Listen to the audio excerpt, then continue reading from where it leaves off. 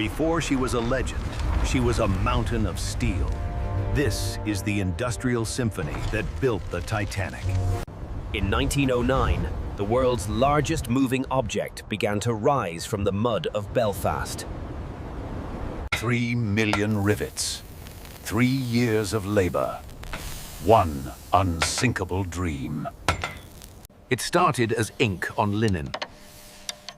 The naval architects at Harland and Wolff conceived a Leviathan. Designs so complex, they required a dedicated team just to calculate the weight of the paint. Before the ship could be built, a machine had to be built to hold her. The massive Arrol gantry, keel-laying ceremony. The backbone of the ship is placed on massive timber blocks. Massive steel plates, inches thick, form the spine that will support 46,000 tons. The steel arrived from Scotland, forged in fires hot enough to melt rock. Hydraulic presses bent the cold steel into the complex curves required for the ship's hull. Day by day, the ribcage of the giant rose, framing the silhouette of the Olympic-class liners. This cellular double-bottom construction was the state-of-the-art safety feature of its time. Rivets, the glue that held the Titanic together, heated to a cherry-red glow. In a dangerous dance, rivets were tossed through the air to the catchers on the scaffolding. Hand-hammered by squads of men working in unison, turning the steel shank into a mushroom head. As the iron cooled, it shrank, pulling the steel plates together with an unbreakable grip. For the keel, massive hydraulic machines called iron men applied tons of pressure for maximum strength. As the plating covered the frame, the sheer vertical scale of the vessel became terrifyingly apparent. Over 2,000 plates were hoisted into position, arranged in a shingled pattern to reduce drag. Deep inside, the labyrinth of bulkheads created the watertight compartments designed to keep her afloat. Electrically operated doors could seal off the ship in seconds from the bridge. A marvel of 1912 engineering. Watch the clamps on your side. We got it, clear up top. All right, all clear, let's get this poured. Cylinders so wide, a young Hispanic woman could walk inside them comfortably. The crankshaft alone weighed more than entire smaller ships. Standing 4 stories high, these twin beasts would drive the wing propellers. For efficiency, a low-pressure turbine recycled exhaust steam to drive the center propeller. 29 massive boilers would generate the steam to power the electrical systems and engines. Each boiler contained multiple furnaces, hungry for the coal that would be shoveled by hand. Moving these behemoths from the foundry to the ship was a spectacle that stopped traffic in Belfast.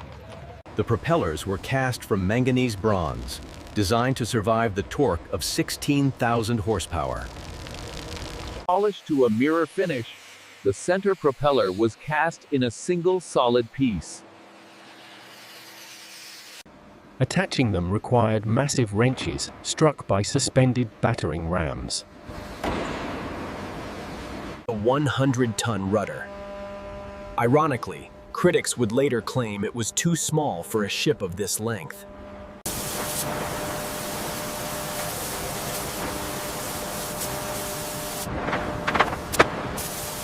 To launch 26,000 tons of deadweight, the slipway was greased with 22 tons of tallow and soap. Launch day. A massive crowd gathered to watch the hull kiss the water for the first time. The hydraulic triggers were released. Gravity took over.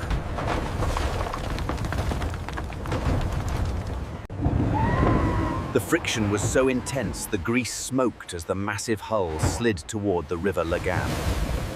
In 62 seconds, she was afloat. But she was just an empty shell. The fitting out was next. Massive drag chains tore up the ground, acting as brakes to stop the ship from hitting the opposite bank. Towed to the fitting out wharf, the empty steel cave would be transformed into a floating palace. The Titan crane, a landmark itself, lifted the engines and boilers deep into the belly of the ship. 4 iconic funnels, elliptical in shape to be more aerodynamic and aesthetically pleasing. The fourth funnel was actually a dummy, added solely for ventilation and prestige. The public associated 4 stacks with power. A spectacular sight as the world-famous Clydesdales bring the main attraction down Main Street. Titanic was a floating power station with 200 miles of cable powering lights, elevators, and heaters. A complex circulatory system of pipes managed fresh water, steam, and ballast. Hundreds of master carpenters worked on the intricate paneling that would define the first class. The grand staircase, English oak and wrought iron, crowned by a glass dome. Natural light flooded down from the wrought iron and glass dome, a masterpiece of decoration.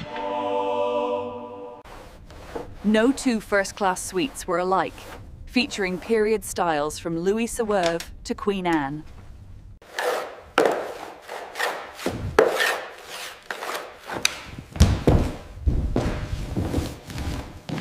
The kitchens were equipped to serve 6,000 meals a day, with massive coal-fired ranges.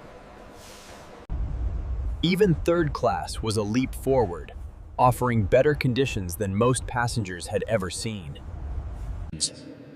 The exotic Turkish baths featured intricate tiling and electric heat, a rare luxury at sea.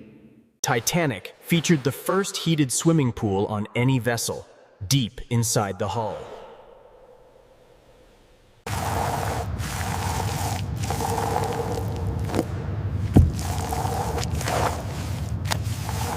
The Marconi Room, the most powerful radio set afloat, destined to send the final desperate pleas. The Welin davits were designed to handle multiple rows of boats, but only one row was installed to keep the deck clear. 20 boats, enough for 11,178 people, a fraction of the ship's capacity.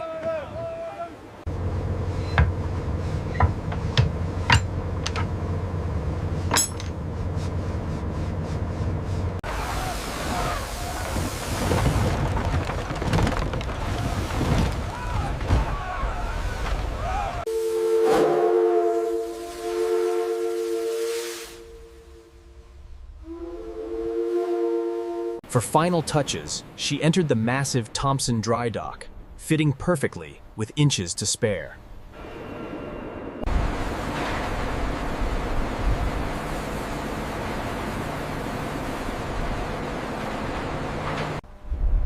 April 2nd, 1912. The boilers were lit. The beast woke up.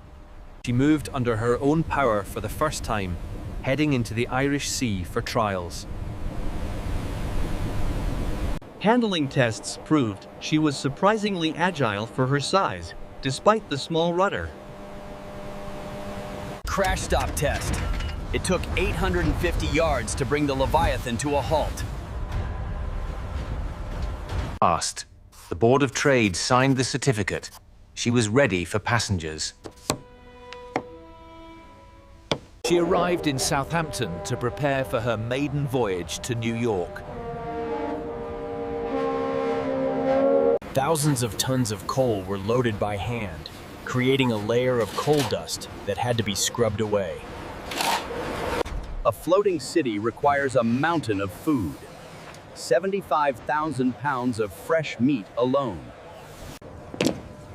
Captain Edward Smith, the Millionaire's captain, stepped aboard for his final command. The wealthy and the famous arrived. ready to experience the pinnacle of Edwardian luxury. Noon. The lines were cast off. The maiden voyage began. The displacement was so great it sucked the SS New York from her moorings, narrowly avoiding a collision. She sailed into history, a masterpiece of the industrial age. Deep below, the Black Gang shoveled coal into the furnaces to keep the speed at 21 knots.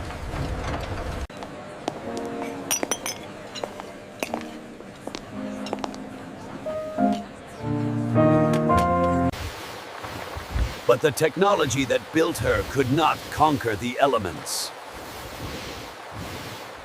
Analysis decades later would suggest the iron in the rivets contained too much slag, making them brittle in the cold. Steel plating, while the best of its time, became brittle in icy waters. And the watertight bulkheads, the key safety feature, did not extend all the way up, a fatal design flaw.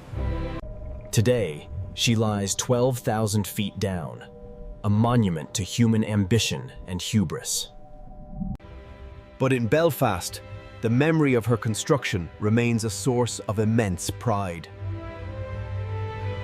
From the first keel plate to the final coat of paint, the process was a marvel of organization.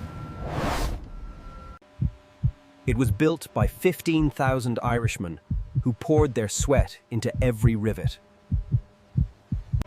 The disaster changed maritime construction forever, enforcing double hulls and lifeboats for all. She was one of three. The Olympic served for decades, proving the design was sound, if not for the iceberg. Every link of the anchor chain was hand-welded, a lost art of the Industrial Revolution.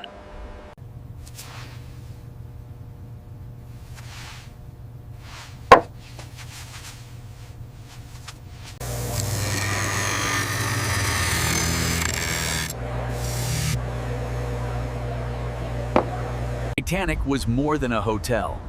She was the most complex machine the world had ever seen. A web of steel, steam, and electricity that pushed the boundaries of physics. Her construction marked the end of the golden age of heavy industry. She was built to dominate the Atlantic, and in memory, she still does.